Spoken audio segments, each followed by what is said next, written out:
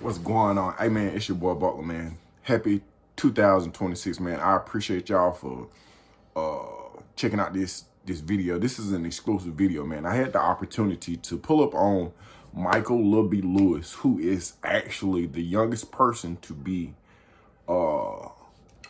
sentenced up under the SB 440 back in the early 90s. He ended up doing 26 years. He is currently living in Oakland, California. And I was blessed enough to catch him for his first interaction with all of his sisters. Now, during this interview, man, they go through all the emotions, bro. And I had to catch myself from time to time, man, just to see the love that they have for each other, to see Lil B actually come out of his militant mind state and bro and just be human and just excel, bro, was a blessing to see it, man. I saw Lil B shed tears, bro. I ain't never seen this man. I'm talking about, hey man, you just gotta see it, man. Look, get in the comment section. Let me know what you think, man. If you don't like it, let me know what you don't like about it. So, man, so we can get in here and we can start making this stuff right, man. But I appreciate y'all, man. Check out this video, bro. Hey, it's powerful, bro. All right, so from my understanding, y'all just had y'all first Christmas and first New Year's as a unit. How was that? Great. One for the books. Good. Why you say one for the books? Because we had a time. We had a time. Where y'all was at? For Christmas, we went to her house. Mm-hmm. Yeah, all my sisters have houses. All my sisters living good. That was up. So, Yeah. okay, so this your first time. So last Christmas, where you was at? In jail. Oh, you let Yeah. Last Christmas I was locked in Santa Rita jail. with the Mexicans. Man. Boy, I was in there with some of everybody. I was the darkest thing in there though. That sounds about right. Mm-hmm. Mike, big face ass. Yeah. To the sisters, how did it feel having y'all brother back in the mix for the first time in a long time? It felt good. Yeah. We couldn't wait. Yeah. Yeah, we was like extra excited. I was getting prepared, doing all this extra stuff. Make sure no waiting. One and shit. Yep, because we know he don't eat pork. Make sure no pork was in nothing while we was cooking. Has so when did your mama pass away? In 2013. 2013. And then when did your dad pass away? In 2001. 2001. Yeah. So I see y'all as a unit now, but do y'all interact? Have y'all interacted prior to him coming up here? Yeah. Oh these yeah, all my the time. sisters. Yeah, we call each other sisters. Okay. These are my sisters. From way back when. Yeah. They used to come see me too. Together. Yeah. Her, especially with her, we always came together. When Marion didn't work, she come with us too, but Marion is always got them working. Okay. Yeah, but all my sisters came to see me in jail. Okay. Do you think that having a brother or a sibling that is incarcerated affected how you interacted with a better half? What I mean by that, did you avoid certain things in men or partners because your brother was incarcerated? No. Yeah, no, I don't think they had. No, I don't think they had. Did it draw you to? And so what I've learned is sometimes it draw you to street niggas, or sometimes you be like, no, it pushed me away from. I grew up all around street niggas all my life, so but I look in it's good that you asked that question, and I'm gonna answer it in kind of a different way because I look for my man to have potential in stuff that I see in my brother. Like because that's my first best friend. Right. Like that's my brother, my first love. Like right. With me and him, was like this before he left. So it's a lot of stuff that I expect from a man, the love that I get from a man that I have gotten from my brother. So if they don't, some of them expectations, it's like I know how I'm supposed to be treated by a man because I've already got their love first from my brother. Right.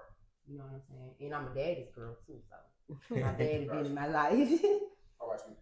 For me, I can't really say that because I done talked to street dudes and dudes is not street. They got a lot going on, so it's like he never pushed me away. I just look at situations different. Like I feel like I know how to go into a situation if I'm talking to a street dude. That makes sense. How about you? It's new, but I ain't got no bodies on this body. I've been I got only been one person in my whole life. Mm-hmm. You got children? Yep, she 19. Y'all got children. How many? I have 2. Boys and girls? 2 girls. You? One. Boy. That's the one I met earlier. You met him already?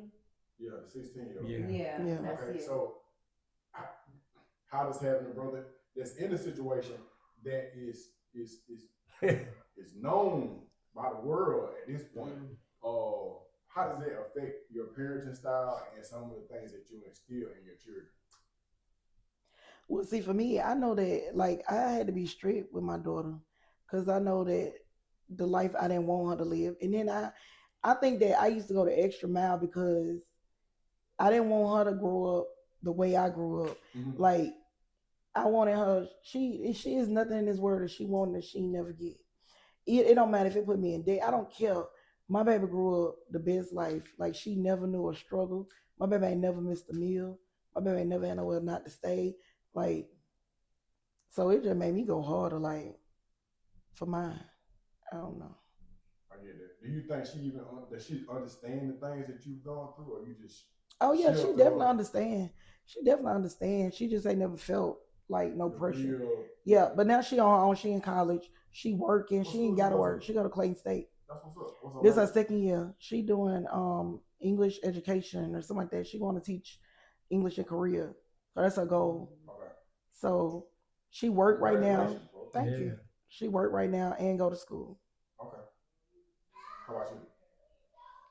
The question is, having a brother in the situation that he was in, how does that affect your parenting style? And what safeguards did it cause you to put up, if any? With me, I'm not even gonna lie. I don't think it caused me to put up any safeguard. My children are spoiled rotten, and I feel as much as my sister be on my butt, I still be letting them do whatever they want to, and I know I shouldn't. But I think I don't know. I try to be strict to them, like when it comes to a lot of stuff, because we live on the south side, but they go to school on MLK. So the environment is totally different for them. So down here is like the kids aren't as hood, as I should say, as the ones on MLK. The ones that's on MLK is like they off the chain. Yeah. So, you know, it's like taking them out of a good school, putting them into I don't want to say bad school, but a bad school, basically. Gotcha. But they're in that school because the school class sizes are very small and they're very personal with them. And it has helped my oldest daughter, Ayana, like a lot with school. But still, it's like with that, I feel like she got to see now she see what it is to, you know, be around kids that don't have nothing. Right. So, I mean. How about you? I need to repeat the question. How has your brother being incarcerated for such a long amount of time affected your parenting style or safeguards that you may have set up to protect him? It hit me different than my sisters because they have girls. Yeah. Right. I have a boy. Right. And I have a boy that my son, I raised him both ways. I'm raised in hood and suburban. Okay. He know both lifestyles. Uh-huh. So it was kind of when he got to a teenager, they started smelling themselves 13, same time my brother got in trouble or whatever. Yep. That's when I really got kind of strict with him because he was getting bigger than me. You know what I'm saying? It's just like, it's me and him. It's nobody else. It's just me and my son. So I had to put my foot down because I didn't want him. I'm not trying to. I'm not raising my son. I'm sorry. I'm not raising my child how we was raised. Right. I always been trying to raise my child different. I don't care what nobody say about me. I'm this, I'm that. I don't care. But I watched it hands on, my own two eyes, me and my brother. So it's some of the stuff that I seen in my son that I seen in my brother, and it's just like, no, we're not doing that. You know what I'm saying? We're not gonna do that. We're gonna do this. We're gonna do that. I had to send my son away to boarding school for 2 years when he was at when he was 13. He just came back this year. He was in Africa living by himself for 2 years. In Africa? Mm-hmm. Like Africa, like the Africa in Senegal. Yeah. Yeah. Okay. And have you noticed a difference? A lot. A lot. A lot. I'm happy. How you, just out of curiosity, how was you able to send him to Africa? He has a dad.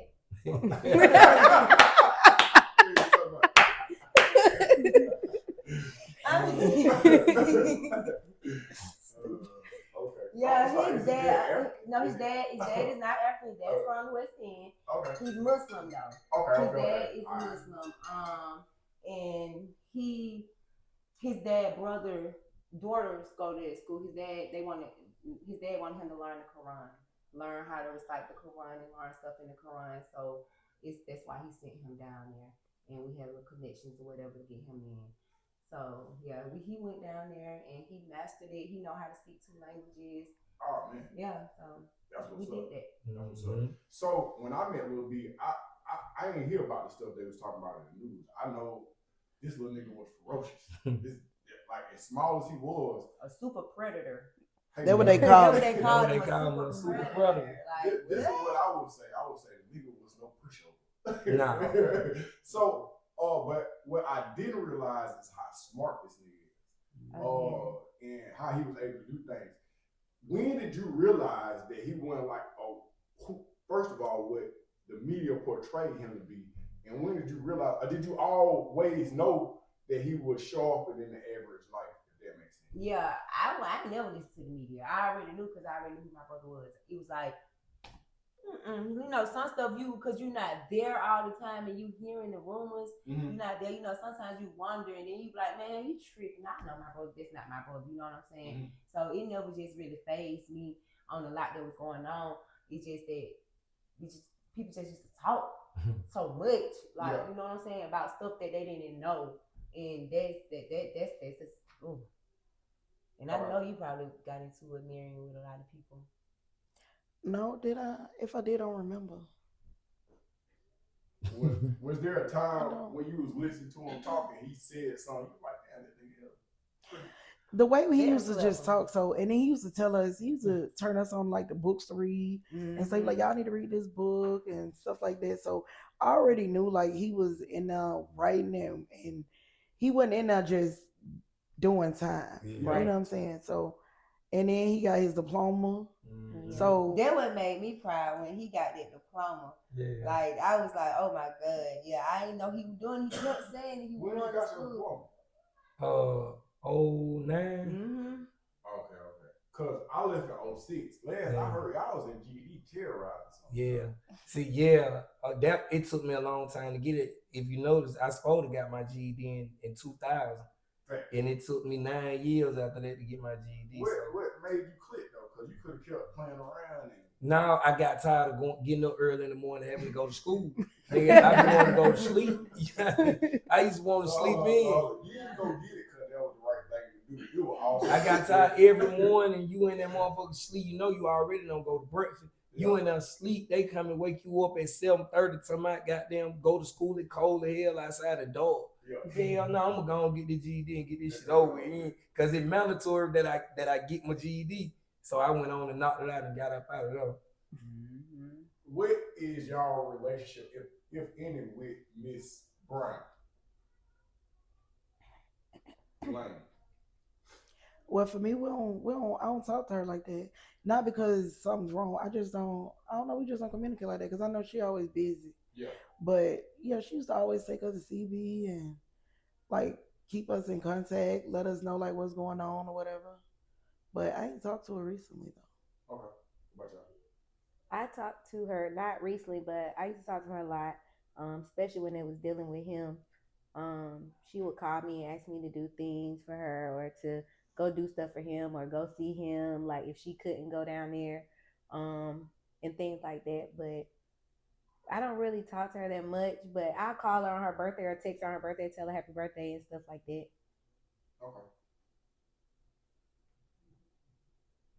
Okay. Say I text her every year for her birthday. He said that, Drew. You did. She stressing me out.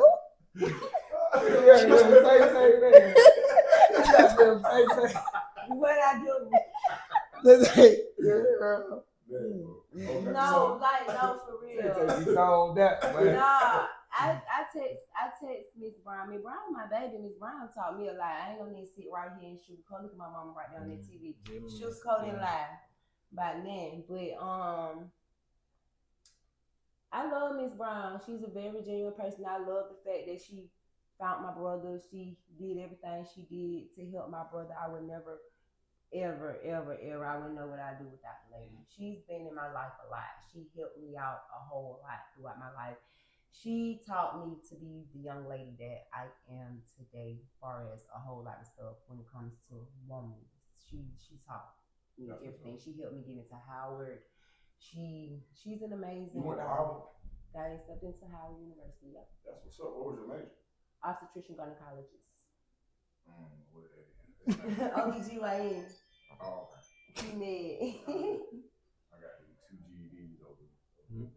2-1. So, when you was at the house the other night, we talked like y'all was. You was telling me about how you was at some point in time, bro. You was in the hole. You was on high max for like 7 years. No phone, no visitation, no meal, no nothing. To one degree, you had to die and come back to life. Yeah. Did you know that you had people that cared about you?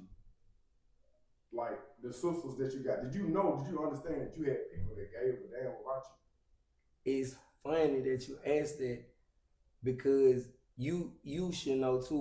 When you doing time and you lock in, you in the moment. You worried about the right now. You ain't concerned with what's going on outside of the walls. I knew I had family on the outside. I knew I had sisters. They came to see me and did whatever they could, you know what I'm saying, given the circumstances.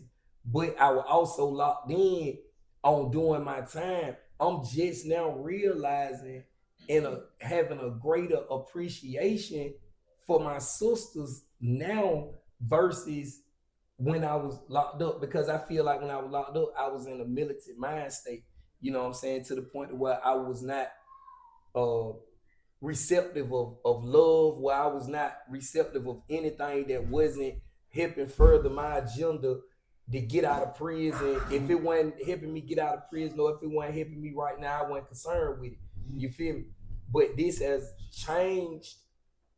This has kind of changed the way I see my sisters and the respect and the love that I have for my sisters. You know what I'm saying? Just spending 2 weeks with my sisters. Yeah. Like, I'm like, damn, man, these folk been my biggest supporters. You know what I'm saying? The whole ride, regardless of whether they coming to see me. I ain't never been without, if I needed some money or anything, if my mama didn't do it for me, I could call, hey, Shantae, send me $20, send me $50, Mary, send me some, Shantae, send me some, and I'ma get it. You know what I'm saying? So, but I didn't really appreciate that shit till I just got out and been able to spend time with my sisters. Like, I'm just now realizing these folk really love me. You be ducked off in Oakland. I done had better niggas call my phone. Yeah. And I got a strict instructor, so I don't give my number out. Yeah. So what spawned the idea that you was gonna come down here and be amongst your bloodline? You gotta attribute that to the manager, treasure players, you know what I'm saying? Yeah. But also, none of this wasn't really playing like that. My thing was to come down here and do the interview with you and go to the juvenile and all that, and then in the process spend Christmas with my sisters. Yeah. But when we came, and I'm like, damn, boy, my sister's cool as fuck. Yeah. You know what I'm saying? Yeah. Real shit. Nah, for real. And treasure tell you, I'm like, damn, why my sister's cool as fuck? Why I got, you got partners that's pulling you here, pulling you there. I could be anywhere right now. I got niggas right now telling me, pull up, shout out, but I feel comfortable. I feel at peace with my sisters. You know what I'm saying? These the same people that were coming to see me. The niggas that telling me to pull up right now, these niggas ain't seeing me now. They in prison. You feel me? So I feel comfortable, and I'm like, damn, what is this? The like these folk got their family. These folk receptive of my little family. These folk like, hey, did what it is. You know what I'm saying? So yeah, I got a great appreciation. I see your face light up a little bit, cause yeah, all the time you'll be focused, but then I don't know who you was at somebody's house and you was like, I'm giving my sister away. Yeah. She just got married. You know what I'm saying? Yeah, that shit did. Exactly. So is this an annual thing, or do they gotta wait a whole another year for you to come back down? I'm in my sister's life. You know what I'm saying? Like, this my family. You feel me? Yeah, this my family. I just live in California. You feel me? But I know where my roots at. I know where I got love at. You know what I'm saying? I know where it's genuine at, as opposed to somebody capping the love. You know what I'm saying? Acting like they love you and me acting like I believe them. So with the wedding being in Georgia or Oakland?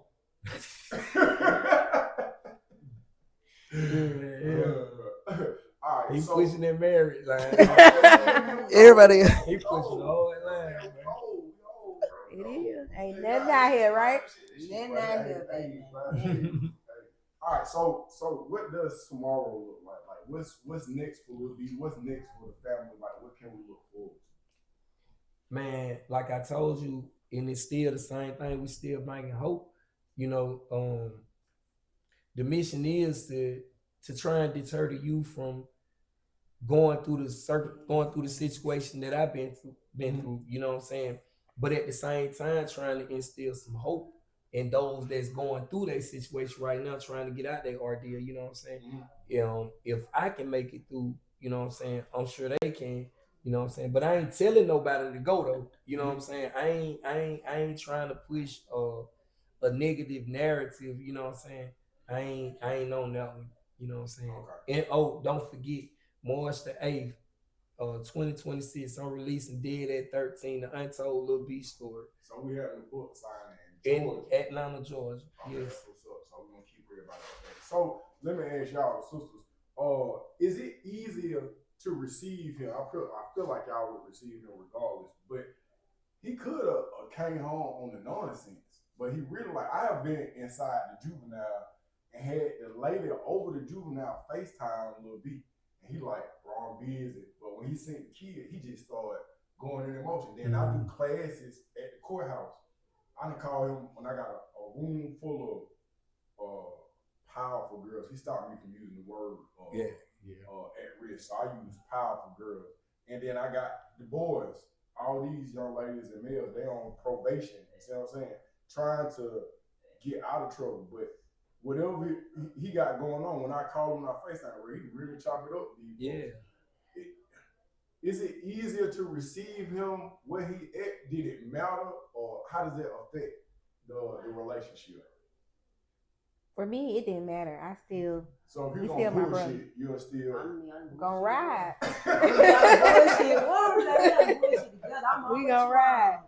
We born to Lord, we gonna die Lord, baby. Listen. That's right. But we've been talking to him the whole process. So like when he went to the halfway house, was it the halfway house? Yeah. We've been talking to him on the whole process. So we already knew like he wasn't gonna come home on no raw stuff. We already knew what to expect when he what to expect when he came home. So we already knew it wasn't gonna be that. That's what's up. What does the legacy look like? I know you got a book coming, but I know it's so much more. What's the legacy of Lil B? Because at this point, that's what we're able to do. We got meetings with some people coming up, and somebody that's really on the inside of the system. What would you like for your legacy to be? I want to say throughout the city, bro, but at this rate, it could be throughout the world, definitely the country. Yeah. I would want my legacy to be that man that overcame, you know, like with that being an inspiration to a lot of people too, we go through so much in life, but what we go through, a lot of people don't learn from or get the message from the situations that we go through. And I feel like I take heed to everything that I experience in life, you know what I'm saying? I try to use it as a tool to further my life. So I would like my legacy to be that man that overcame some dire circumstances and still didn't come out callous, still didn't come out angry at the world, feeling like nobody owed me. Then came out more so humble and ready to work. You know what I'm saying? So I want my legacy to be that man that overcame. All right, I'm gonna shift gears just a little bit. For the sisters, has there been a situation where you wish that your brother was there? Ooh. I know I had one. I know I did So too. many. I had so many situations I wish my brother was here because my brother was here because he all I got. I ain't trying to be funny or nothing, but y'all had y'all sisters. Even though my cousin had daughters, but it's not the same as your same blood. You know what I'm saying? It's so many times I wish he was here, especially to beat somebody up. Exactly. That's one of the things. Yeah. Even when I used to go see him in prison, I used to tell him, I was like, man, I need you to beat this guy. Didn't I beat him? Like, yeah, so it's so many occasions where I really wish he was here. Like during the time with my child, especially when I first had my boy, I'm the only one that got a boy. And he the only boy. You know what I'm saying? He's surrounded by all these girls and he's the only boy. So I was like, damn, my boy need a auntie and them little wild girls. You see, J him and not serious, the only man. How about you? I did, but we're gonna skip my situation. You ain't used to miss me. I did. What's this? He's a time he said, "Is there a time when you wish your brother was around?" Oh. And I got some times where I'm like, in my life, I was like, dang, if my brother here, my God, that wouldn't happen. You know what I'm saying? Y'all witnessing firsthand what the media and what the Georgia Department of Correction and the judicial system would do to a young black male. What is your perception on that monster within itself? They not for us, because you can see now, if you look at situations where a white person running a store with a knife and here go the police, they gonna give me a chance to put it down. But let it been a black boy running a store with a knife, you dead on sight. It's over with. So they was never for us. And I remember like going back when how they used to talk about him in the paper. Like y'all didn't even give him a fair trial. Let's start there. But yet y'all was so quick to label him a super predator. Why? Because his mom and dad was on drugs. So y'all automatically think, oh yeah, he'll kill her. He get him off the street. You know what I'm saying? So, baby, listen. Paul Howard. I don't like him. Yeah. Paul Howard with his bitch. Hate him. Gave me my first felony. I don't like him. Paul Howard? Yeah, the DA. The DA. Yeah, the Fulton County. The one that said if he could seek the death penalty on Lil B, he would seek the death penalty on the child. On the child, you old bastard. My first time going to jail, he gave me my first felony. What you went to jail? For aggravated assault. What you went to jail for? First felony. Aggravated assault. Fuck you assaulted. Let me tell y'all a story. So we riding. We riding on that little side street. You know that street that take you from Camels to the KK? Yes. So we ride on that street. We deep in the car too. All of a sudden, she see her up. She say, we finna stop. She scared. So she jump out, got name went to her. And some people we was with like stole all the girls' stuff or whatever. And so I guess since she beat her up and she got the police, then they charged her with all that too. But baby, she got name one. It was first offender. I'm on first offender. I'm talking about she jumped out in the only felon on the couch. In traffic though. Damn, son. I'm on first offender. Bullshit. First offender. We need to put her in there. She didn't Yeah. how we feel growing up with you. She stopped it in traffic. You don't act like you don't do nothing, Mary. You No. had us running from the police when we was at 445. Oh, Don't be yeah. doing At the 445. What's Wow. 445? it. The apartments in Cleveland. yeah, I'm Cleveland. Oh yeah, on Cleveland. Yeah. That wasn't me. On the Cleveland. I don't gave my life to God. Who the hell of my life? Can you guys talk about how you felt when mom and dad passed away, knowing that little B was locked up? I was mad. When my dad died, the way he died, it was horrible. To me. We found out that my dad died of AIDS. And that scared me a lot.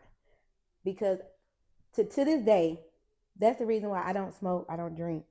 Is because just to see my dad, we go to the hospital, he had to use this tube to suck blood out of his mouth, and stuff like that. It bothered me so bad to the point that I was like, I would never do anything like that. Even though I have tried to smoke weed or stuff before, like when I was a little younger, but it's like to this day I won't do it. And it's because I seen that. Gotcha. But also when my dad died, when we had his funeral, I was upset because we thought they was gonna let B come to the funeral. They were trying to pay for him to come and stuff, but they wouldn't let him come. Not even because y'all put all the paperwork in. Yeah, They did everything. Everything. The county was gonna come get me. The Fulton County didn't want to. The Department of Correction didn't want to let me go. It failed. How old was you at that time? I was 17. I was 18. I was 18. 17. I think about 17. Yeah, my dad died in 01. I was 18. Okay, I'm gonna come back to you. What was your mindset at the time when dad passed away? I don't know. When my dad passed away, it was kind of hard because every day we had a routine when he was in the hospital. We go, my mama get up from school, we get on the bus, we come to Grady every day. That was our routine every day. For how long? For I think it was probably about a month. Every day that was our routine. And then my grandma didn't want him to die in the hospital, so she took him home, and he died right there in her living room. So, and we young, we like, ain't no way they gonna let my brother daddy die and not have him at the funeral. So when we had that funeral and we looking back, because they kept saying, we kept hearing rumors like they was gonna bring him, they was gonna bring him. Yeah. So the whole time at the funeral, we like this. We looking back, just waiting, and maybe they didn't bring my brother to them doors. This shit's not like a Netflix movie. How about you? When mom passed away, This should go right there. That's mom right there? Yeah. Damn, that's crazy that I asked that question. What's your mindset when mom passed away? It was all me. Both of my brothers was out there. Both of her. It's just three of us. J was locked up and B was locked up. My mama didn't have no insurance, no nothing. So it was just like everything just basically fell on me, and I'm the baby, remind you that. Right. So the baby and the girl. And on the girl. So I didn't know how to deal with it. I didn't know how to deal with it. I was sad. I wanted my brother to be more understanding, but he was in this place already where he didn't understand, because he's the only person that I talked to. I was able to call to the jail. I was able to call down there. They let me call. The warden called me. The warden got in contact with him. He called home. And it's like what he said, and I understood how hurt he was. But he called me right back though. He called me back. And he apologized. He called me back like hours later or the next day or something. You remember? Yeah, he called me back. But when my mama passed away, that was like, I felt like my life was over. I felt like I had, even though she didn't raise me, but we had built the relationship once I got home. I'm sorry. No, you're good. But that was just, I felt like I lost I lost everything because my brothers was locked up and it was my mom. All I had was my mama, and I ain't have nobody to share that pain with. I had to deal with it on my own. How did you deal with it? That's a whole lot of weight, folks. I couldn't. I ran away from a lot. My mama died. My mama went into a coma in September, and she died like the first week of October.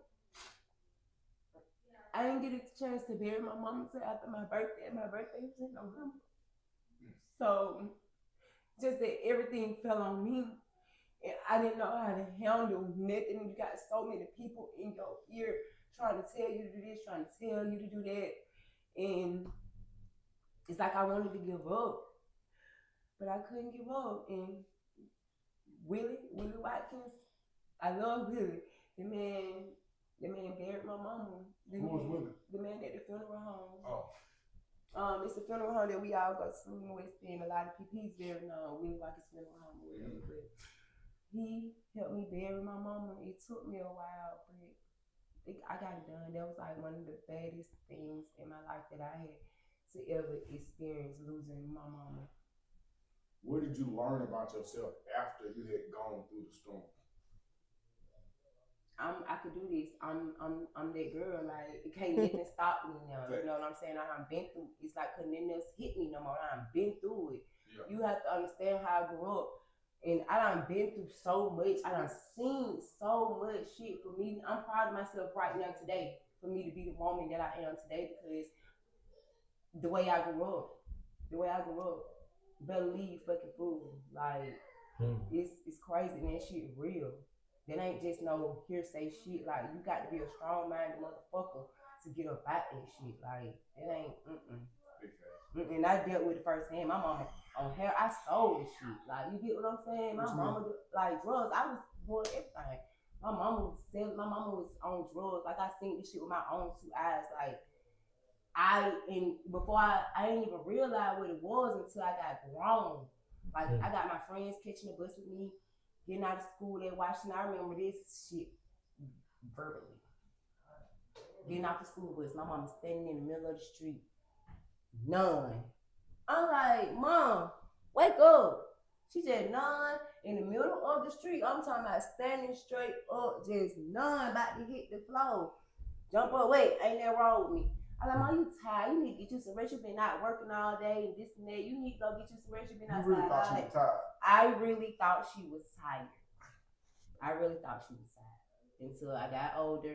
And then I was like, damn, my mama's on that stuff you use with a needle. You know? And that's what happened. That's how I realized, man, that's some crazy shit. That's a lot, bro. It's a lot. And I try my best to keep it from my child. B, you in the belly of the beast and lose both parents. Mm-hmm. Do you remember your initial thoughts? Because you lost your dad first or your mama? Your dad first. Yeah, I lost my dad first. When I lost my dad, I was in Alto and I didn't know how to feel. You know what I'm saying? I was 18 years old. Mm-hmm. My emotions hadn't really honed in. I hadn't really honed in on my emotions yet. Mm-hmm. And so it was just like my dad wasn't in my life, but he was a part of my life. Mm-hmm. You know what I'm saying? So I felt something, but I can't explain what it is that I felt. You know, it didn't hit me until later on in my life. Like, my daddy died in 2001.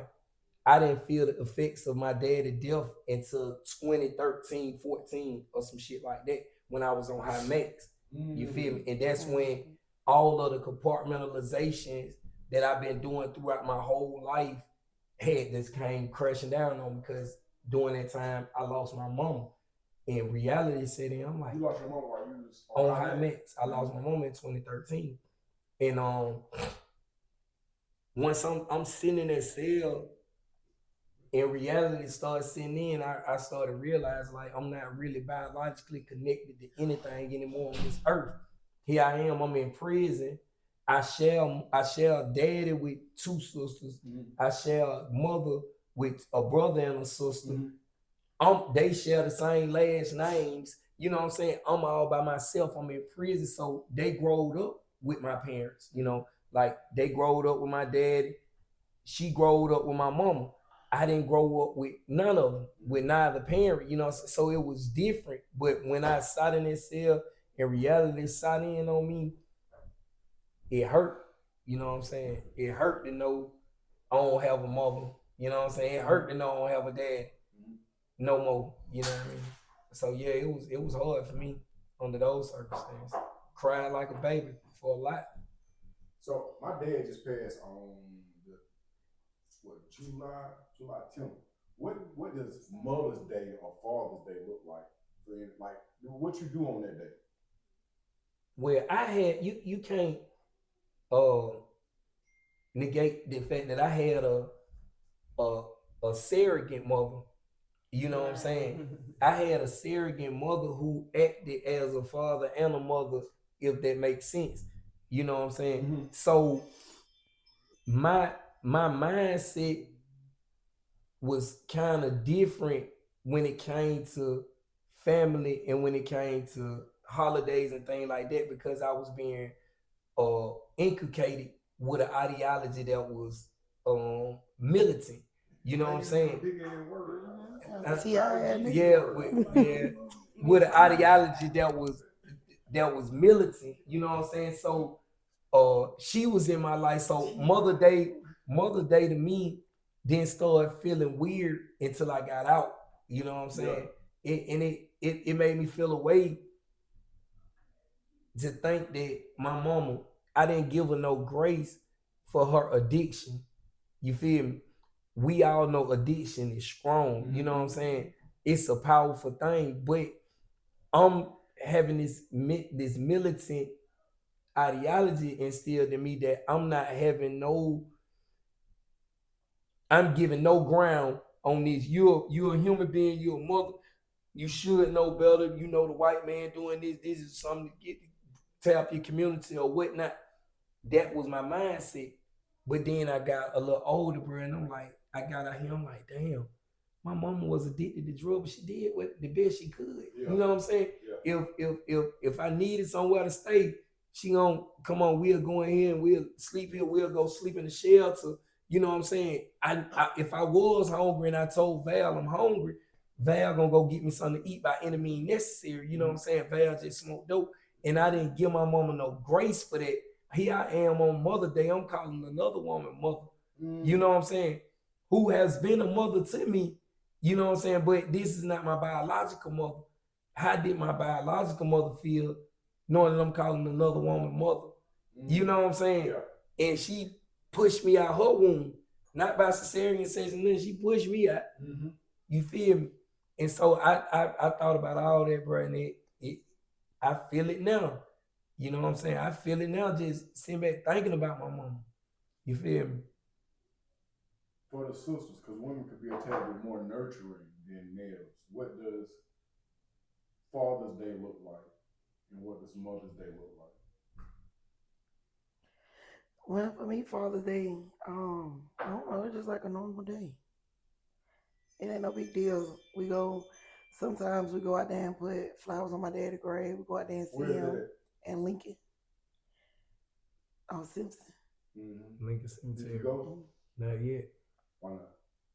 We ain't planned it. That was part of the plan. Yeah. We supposed to did it today. But this was my first time with all four of my sisters at one time. I mean, all three of my sisters at one time. I couldn't count. Yeah. How about you? To me, I feel like it's a normal day as well, but on the side of that, I have my husband, who is the father of my kids. So, you know, I celebrate with him, but sometimes I get in my feelings. I feel a little sad because I start to think about my dad, that he's not here. Okay. Me, Mother's Day, I don't really too much care for Mother's Day. Even though I'm a mother, but it's another day for me, to be honest. Like, I have my cousin who raised me, I call her my mom, but that's not I rather sleep Mother's Day away, and I ain't even trying to be mean in it. I don't like to get on Instagram and that is mean. Yeah, that's me. I don't like to see all that Happy Mother's Day, Mom. I don't like to see the girls out with their mom doing stuff. I don't like it. I don't think it's mean because I remember talking to B and then some people might think I'm mean for just, you know what I'm saying, by saying it, but I don't like looking at them getting prepared and doing stuff with their mama, mother, and daughter. Mm-mm. I'm sorry, it's just with this mama thing. You good. With this mama thing, y'all, you got me in my feelings today. I just for got some one reason. more No, you all right. You my last good. parent question right here. If they could see y'all now, they would sit here with y'all. What you think the mindset would be? What that conversation would be like? That's mama and dad off the door. Happy. Mm-hmm. Happy. My mama would be so happy. Happy for the fact that they even made it out. Yeah. Mm-hmm.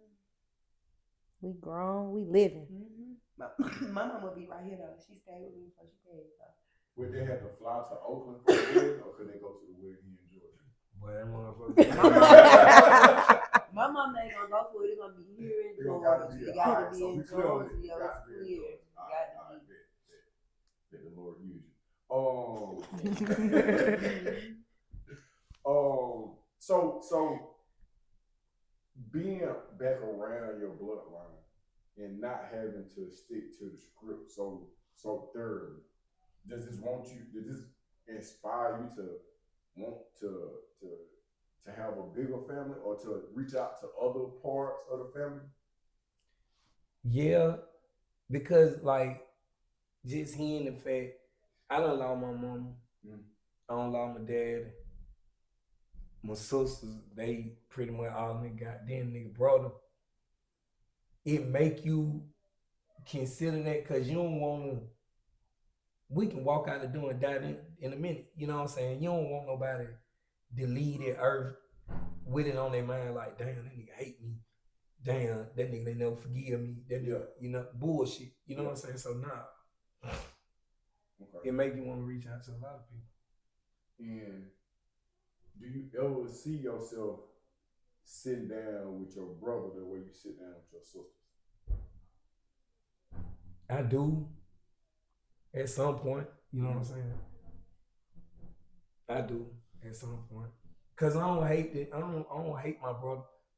I'm just raised differently. You know what I'm saying? I stand on a different type of principle and a different understanding of life. And some things you just can't forgive. You know what I'm saying? And we got one of them situations. Yeah. Nobody know how deep what's going on between me and my brother. My brother know. Yeah. You know what I'm saying? My brother know I ain't mad at him for no reason. Yeah. He know that for a fact. You know what I'm saying? But I feel like one day we'll get to that. Yeah. That bridge and cross. I hope y'all do. Yeah. I need to. This is the most human I have ever seen this nigga. Like real. This nigga militant. Like in real life, in real time.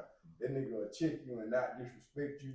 But that nigga walk a short line. This is the most human I have ever seen Michael Lewis my entire life. I've been knowing this nigga since I was 19 and he was a juvenile. Like for real.